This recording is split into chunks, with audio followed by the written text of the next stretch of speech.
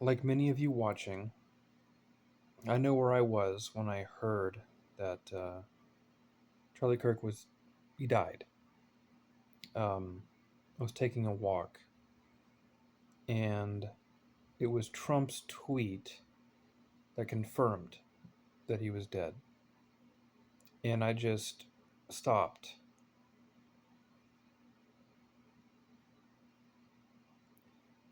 And then I realized, yeah, there is a war on Christianity.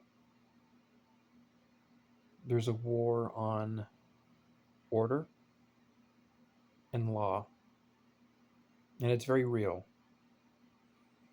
And if they could kill Charlie Kirk for what he believed in and for what he said, if they thought that his views were extreme, you have no idea. Why was Charlie Kirk so influential? And why was he so effective? So effective to the point where they wanted to kill him. It's because he listened. He listened, he engaged with the idea, did not attack the person, and he did so in good faith. He did so respectfully, and he did not provoke, nor did he intimidate. We are Charlie Kirk, but I think we may have lost sight of that, or what made him so effective. I don't think Charlie Kirk would see what some of us are doing, and I don't think he would agree with it. So I think if we wanted to truly embody that slogan that we are Charlie Kirk, I think it's probably time we start acting a little bit more like him. The goal of a debate is not necessarily, unless you get a feel for the person that you're talking to, if they're genuinely interested in what you're saying and they're willing to have their mind changed, you can figure that out within the first 30 seconds of talking to most people. We want to find those people in the crowds that are down there that are causing chaos and just noise. It's just noise. That's all it is. But there are people down there who are there for genuine reasons. I've met a couple of them, and we've actually had good conversations. We've shooken hands afterwards, after having a conversation about complex issues on the fundamental the bedrocks of our disagreement. We were at least able to not change their mind, but we managed to at least impart where the other is coming from. And that was what made Charlie Kirk so effective. I'm noticing that we're becoming less of that and we're becoming more thuggish.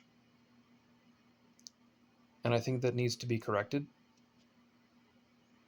because I'm down there. I don't record. I'm not there to make friends. Not that I'm opposed to making friends, that's just not the reason why I'm there.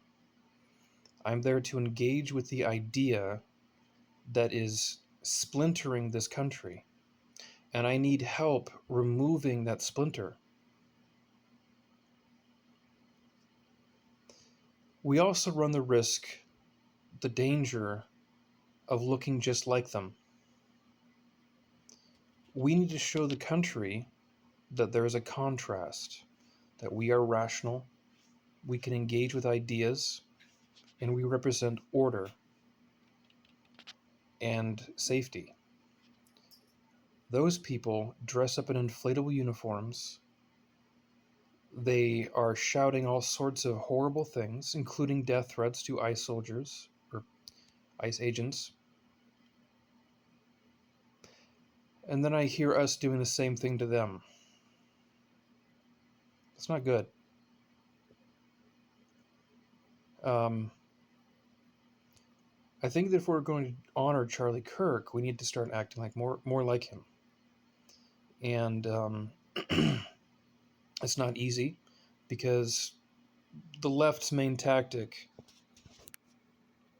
James Lindsay has a great slogan on how to perfectly capture what it is the left is trying to do.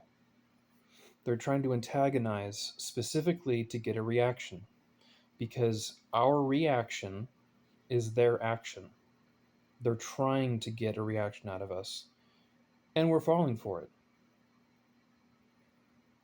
So I think it's time to take a step back, reevaluate, engage with the idea. Don't resort to ad hominems because that's what they're doing. There's no substance behind what they're saying. I want there to be substance behind what we are saying. And I'm willing to do whatever I need to make that happen. Engage with the idea.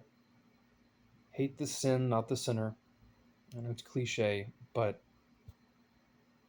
it's true. And I think that will make us more effective, and it will also give a contrast to the rest of the country when they look at Antifa versus when they look at us. They need to be two different things. They have to be. Or we're doing this for nothing. We're doing this only to just look just like them. We need to roll that back. I want us to be effective, and I can't do it alone. So if you see me down there, you see me engaging conversations. I'm not yelling. I don't use any profanity, not once. And it's important to what it is that we're trying to do, or what we're building up, and what we're training for. And maybe you don't know what I'm talking about.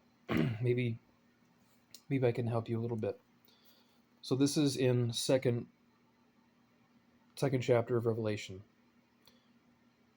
In the first and third chapters, he's writing letters to 7 congregations, what is now modern day Turkey. And he's giving them the things that he likes that they're doing, and he's saying the things that he doesn't like that they're doing. But he has a point. There's a point for why he's wanting you to do certain things, why he's wanting you to exemplify certain attributes. There's a reason why. And this is the reason. This is Revelation 2, verses 26 through 29. He who overcomes, and he who keeps my deeds until the end. Okay, we're talking about the last day, when he comes back. So we're doing what he says until he comes back, okay? To him, I will give him authority over the nations,